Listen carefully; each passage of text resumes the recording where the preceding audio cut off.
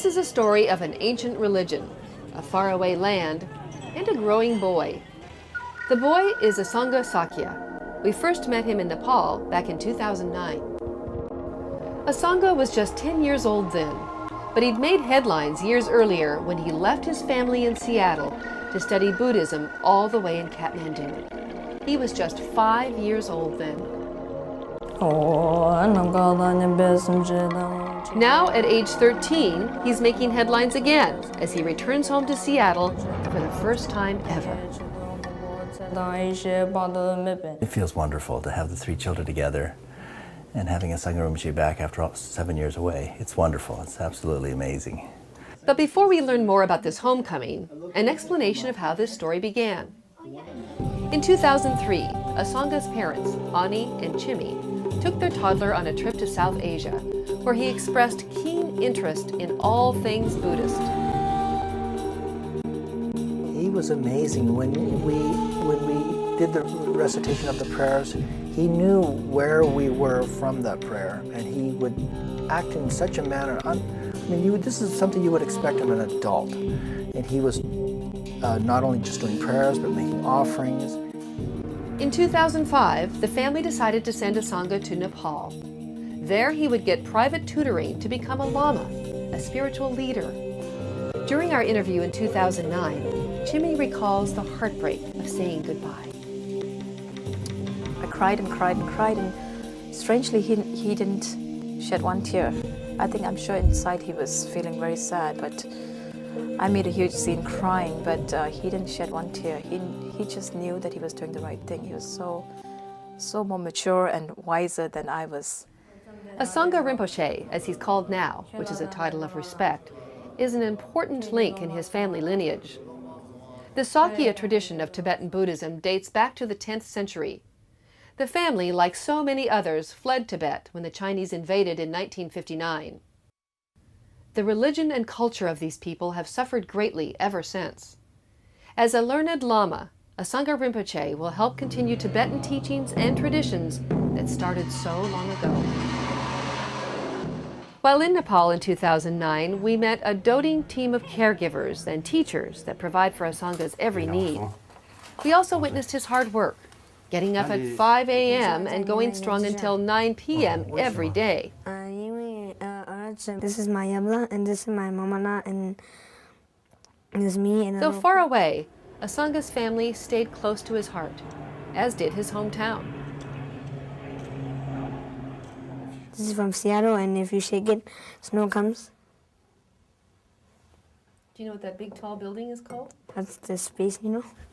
Now, instead of gazing at a snow globe, Asanga Rinpoche is exploring the real Space Needle. A thrill, since many of his memories of home were hazy. When I was young, I always wanted to go to Nepal. And I wanted to visit back to Seattle too.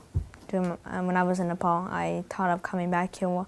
I wanted to come back and see how it is in Seattle, because I still had some good memories. So I wanted to come back and see how it was. The young Lama is now on a breakneck schedule to see as much as possible. I went to the Space Needle and the Pacific Science Center, and I also went to the Great Wolf Lodge. Which lodge? Great Wolf Lodge. Oh, you did? Yeah. You go on the water slides? Yeah, it was really fun. Other adventures include a trip to California and frolicking at the beach. But the best part? Just hanging out with his little sisters. Chimi says there wasn't one bit of awkwardness when the kids reunited.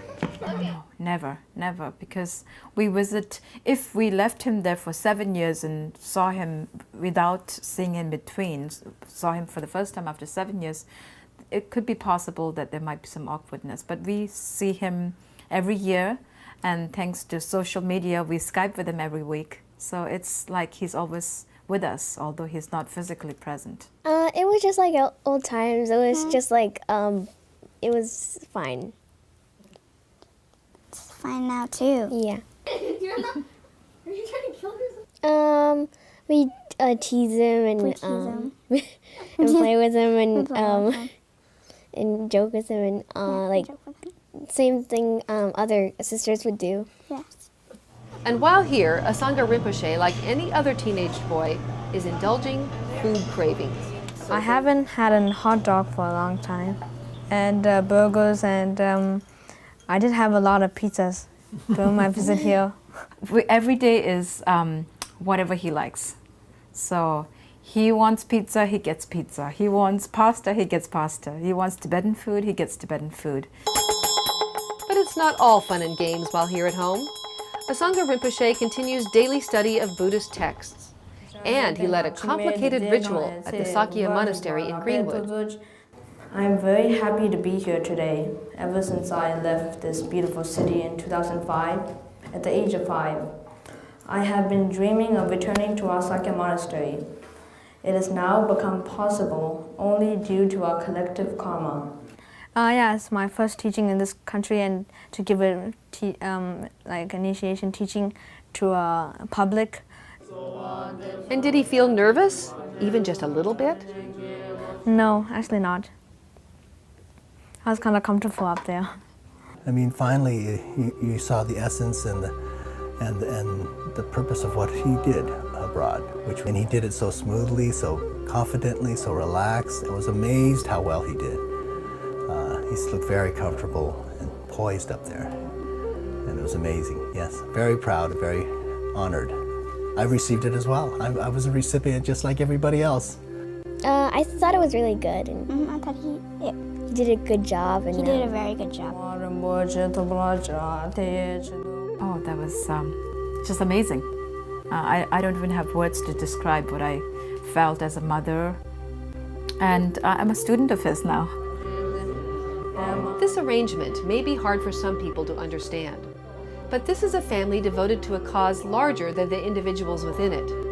A big picture scenario where knowledge, service, and preservation of heritage are worth the sacrifice.